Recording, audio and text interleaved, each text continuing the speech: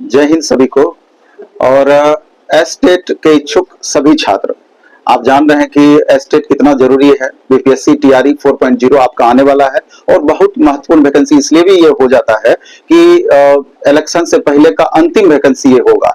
और इलेक्शन एक बार बिहार में हो गया तो पता नहीं आगे कितने दिन के बाद वैकेंसी देखने को आपको मिलेगी, तत्काल मिलेगी अथवा नहीं मिलेगी, या मिलेगी तो कितनी संख्या में मिलेगी, ये बहुत महत्वपूर्ण बात है। इसलिए कि जो छात्र चाहे वो किसी भी सेशन के हों, 22-24 वाले छात्र हों या इससे पहले के सेशन के छात्र हों, एस्टेट पेपर 1 आप देना चाहते हो, या अभी जस्ट आपका पोस्ट ग्रेजुएशन पूरा हुआ हो, या पिछली बार एस्टेट पेपर 2 आप फेल कर गए, या कॉम्बिनेशन के कारण कोई भी प्रॉब्लम आपके साथ हुआ, यानी कहने का मेरा उद्देश्य यह है कि जो भी छात्र चाहते हैं कि इस बार टीआरई 4.0 से पहले एस्टेट एक बार जरूर आयोजन होना चाहिए और उसमें हमको मौका जरूर से जरूर मिलना चाहिए, तो ये वीडियो निश्चित रूप से उनके लिए बहुत महत्वपूर्ण है। क्योंकि आपको मालूम होगा ये तमाम छात्र जो अभी आप देख रहे हैं, तो ये वे छात्र हैं जो एस्टेट के रिगार्डिंग हाई कोर्ट में अपना एक रिट दायर किए थे कि एस्टेट का आयोजन, जब आप पिछली बार 2024 में एग्जाम कैलेंडर आपने दिया कि 2 साल में 2 बार हम एस्टेट लेंगे, आपने 2 बार एस्टेट का आयोजन नहीं किया। ठीक है, कोई बात नहीं, आपने नहीं किया, लेकिन अब तो 2025 आ चुकी है, 2025 का एस्टेट तो आपको आयोजन करना ही चाहिए था।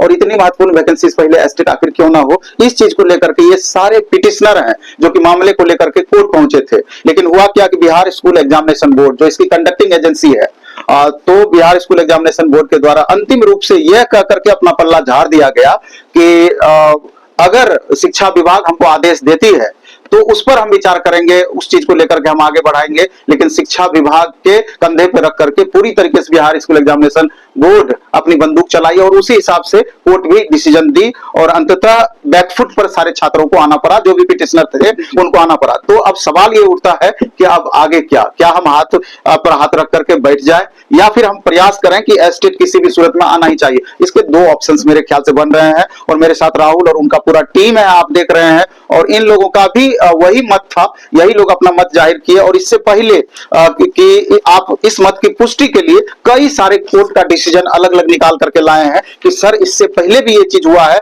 अगर इसके आधार पर हम आगे बढ़ते हैं तो एक तरीके से गारंटेड हम लोगों के साथ न्याय मिलेगा।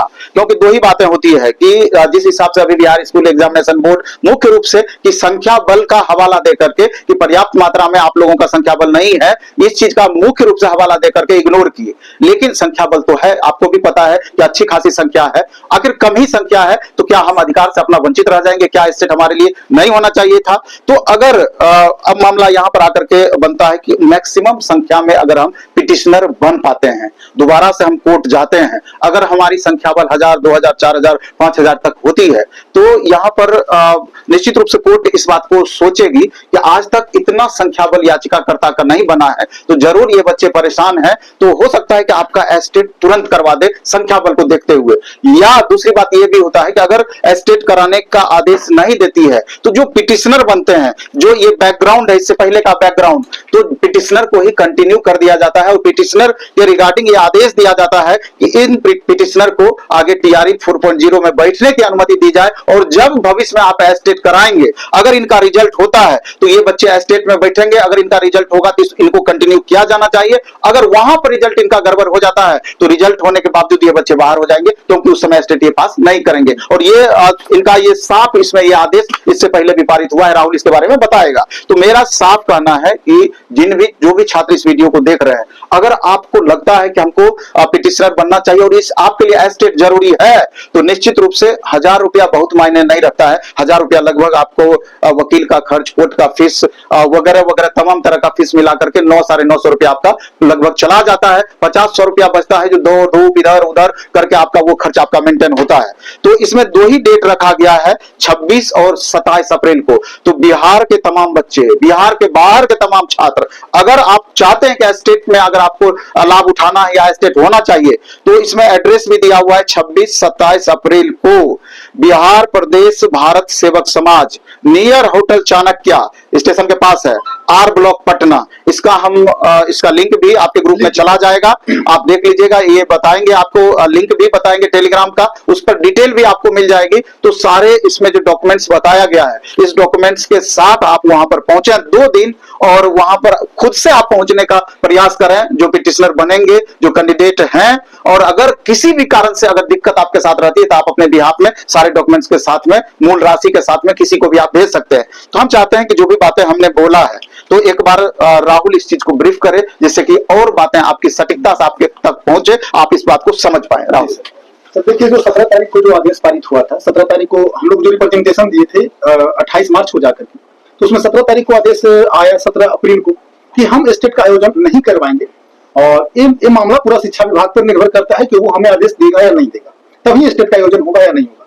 शिक्षा विभाग को आपको याद होगा कि जब आलोक रंजन सर ने सहरसा विधायक सर ने जब शिक्षा विभाग से जब क्वेश्चन पूछा था, तारांकित क्वेश्चन, तो उनका क्या रिप्लाई आया था? उनका रिप्लाई ये था कि हमारे पास ऑलरेडी कैंडिडेट्स हैं, वो जो स्टेट पिछला स्टेट जो पास हैं वो ऑलरेडी कैंडिडेट्स हैं, इसलिए हम स्टेट का आयोजन नहीं करवाएंगे। यानी कि दोनों यहाँ पर स्टेट का आयोजन से मुक्त कर रही है, मामला हाईकोर्ट में भी है। अब यहाँ पे हम लोग जो ये जो रिप्लाई है इसको चैलेंज करने के लिए फिर से कोर्ट में जाएंगे। तो चैलेंज करने के लिए कोर्ट में जाएंगे, तो अगर जो सिर्फ ये 14 लोग चैलेंज करने के लिए कोर्ट में जाते हैं, तो कोर्ट पिटिशनर जो इस केस में पिटिशनर रहते हैं, ऐसा एक दो केस नहीं, ऐसा हजारों केस सुप्रीम कोर्ट और पटना हाईकोर्ट में पड़ा हुआ है। हम वो केस का नंबर भी आपको बता देते हैं, 9599 2023 का केस है, TRE 1 के जस्ट पहले का केस है। आप लोग खुद समझदार हैं, सर्च करिए एक बार नेट पर, और ये केस नंबर को 9599 2030 को सारे पिटिशनर को अलाउ कर दिया गया था TRE 4 में, TRE 1 में, और उनका एक डायरेक्शन दिया गया था कि जब आप आगामी स्टेट पास कर जाइएगा तो आपका रिजल्ट को वैलिड मान लिया जाएगा, जब आप फेल कर जाइएगा तो आपका रिजल्ट इनवैलिड कर दिया जाता है। तो ऐसा एक दो केस नहीं, हजारों केस है जिसमें पिटिशनर को रिलीफ मिलना तय रहता है। और अगर जो स्टेट का आयोजन पॉसिबल नहीं होता है, जो अब धीरे धीरे संभावना उसका कम हो रहा है, क्योंकि ना हमारे पास उचित संख्या बल है और ना इतने कुछ कोई लोग एक्टिव ज्यादा हो पा रहे हैं। और हालांकि पिछले कुछ दिनों से लगातार सर मई जून में और जुलाई में TRE 4 की भी बातें हो रही है, तो हम लोग के पास लास्ट ऑप्शन यही है। 2 डेट डिसाइड किया गया है, 26 अप्रैल और 27 अप्रैल। आपको होटल चाणक्य के पास एक जगह है, बिहार प्रदेश भारत सेवक समझ, वो होटल चाणक्य से बस 50 मीटर पीछे है। आप वहां पे आइएगा, R ब्लॉक के पास है, वहां पे आइएगा। आप अपना सारा डॉक्यूमेंट्स, जो 3 डॉक्यूमेंट्स का जो चर्चा हमने किया है, वो 3 डॉक्यूमेंट्स आप लेकर के आइएगा।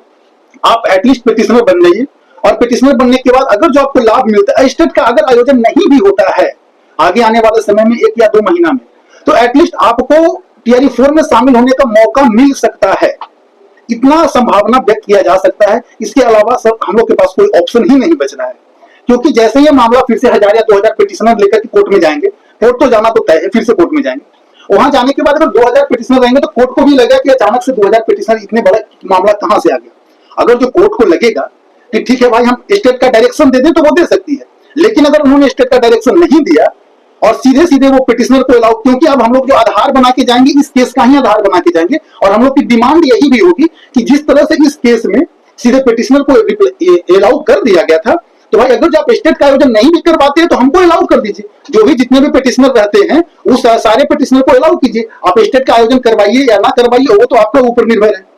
तो अगर जो आप नहीं भी करवाते हैं, आगे आने वाला केस में सर्कमस्टांस क्या होता है, तो स्टेट आयोजन नहीं होने के कारण जो छात्र स्टेट फेज 2 के लिए एलिजिबल थे, उनको आप TRE 4 के लिए एलिजिबिलिटी TRE 4 में शामिल या तो कीजिए या तो स्टेट का आयोजन करवाइए। तो इस 2 बात पर चर्चा हम लोग फिर से जो कोर्ट जाने वाले हैं, और यही 2 बात को मुख्य लेकर के जाएंगे। और उम्मीद है कि जो माननीय कोर्ट न्यायालय का आदेश होगा, वो आदेश 2 ही तरह का होगा, या तो स्टेट आयोजन पे, जो कि संभावना कम बन रही है, और पिटिशनर रिलीफ मिलता है। ऐसा 1-2 केस नहीं है, ऐसा 1000 जजमेंट पड़ा हुआ है। कुछ लोग का ये भी बात बोलना था कि क्या हम पिटिशनर बनेंगे तो क्या हमको बार-बार पटना आना पड़ेगा, या हमको कोर्ट में जाना पड़ेगा। आपको कहीं कुछ जाने का जरूरत नहीं है, आपको सिर्फ एक बार पटना आना है। एक बार पटना आकर के आप अपना डॉक्यूमेंट सबमिट कर दीजिएगा, उसके बाद सारा काम हमारे अधिवक्ता देखेंगे, और आपको फिर कभी ना पैसा आपसे मांगा जाएगा, ना कभी आपसे कोई पटना आने के लिए बुलाया जाएगा। आपको सिर्फ और सिर्फ एक बार 1 घंटा के लिए पटना आकर के आप अपना डॉक्यूमेंट दे दीजिएगा। अगर जो संभावना ऐसा बनता है कि पिटिशनर को सीधे मौका मिल जाता है, जो कि पिछला बहुत सारे केसेस में हुआ है, तो आप लोग चुकिएगा नहीं। और अगर जो लोग नहीं भी आते हैं तो वो अपना समझेंगे कि वो क्या करेंगे, लेकिन हमारी जिम्मेदारी बनती है। इस केस में हम 14 भी लोग जाकर के इसको चैलेंज कर सकते थे, लेकिन जब हम लोग फ्रंट फुट पे हैं तो 14 लोगों की जिम्मेदारी मेरी नहीं है, ये हमारी जिम्मेदारी सारे लोगों की है। इसलिए 2 दिन डिसाइड किया गया है। आप लोग का मन है, इच्छा है, आप लोग बनना चाहते हैं तो आ सकते हैं, नहीं बनना चाहते हैं तो नहीं भी आ सकते हैं, कोई जोर जबरदस्ती नहीं। तो लेकिन हाँ, ऐसा बहुत सारा जजमेंट हुआ है जिसमें पिटिशनर को स्टेट नहीं होने के कारण पिटिशनर को रिलीफ दे दिया गया है।